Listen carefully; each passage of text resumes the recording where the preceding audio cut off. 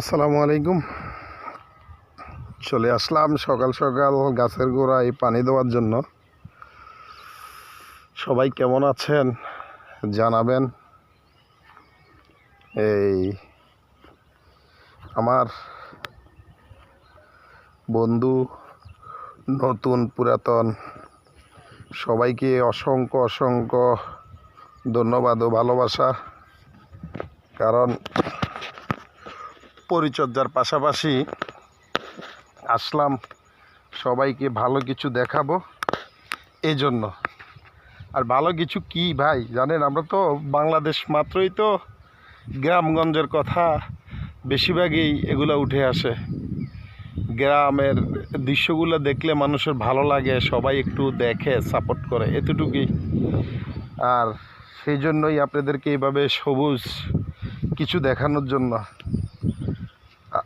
আমার ধান ক্ষেতের মধ্যে অলরেডি ধান চলে আসছে, এর থেকে খুশি আর কি। কথা বুঝছেন? আগে তো করতাম না, এখন ইদানিং করা শুরু করলাম। আর সেই খুশিতেই এমনিতেই খুশি লাগবেই। তার পাশাপাশি চাকরি করতেছি, চাকরি করার পাশাপাশি এই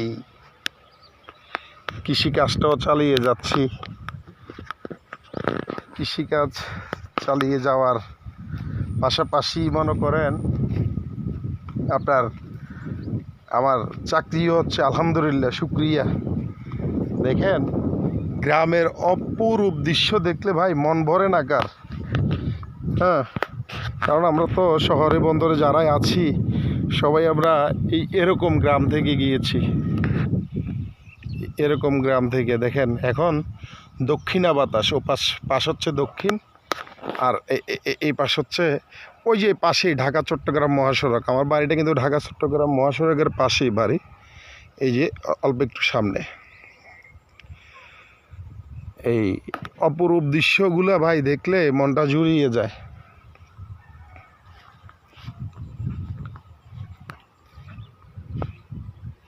আর কথা তো বলা হলো না, কথাটা হচ্ছে কি,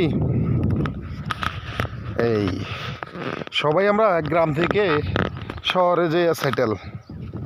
হয়তো বা কারো বাবা গেল, বা কারো ফ্যামিলি গেল, বা কারো গ্রাম থেকে এই বুঝ হওয়ার পর গেল, বা ছোটোবেলা থাকতে গেল।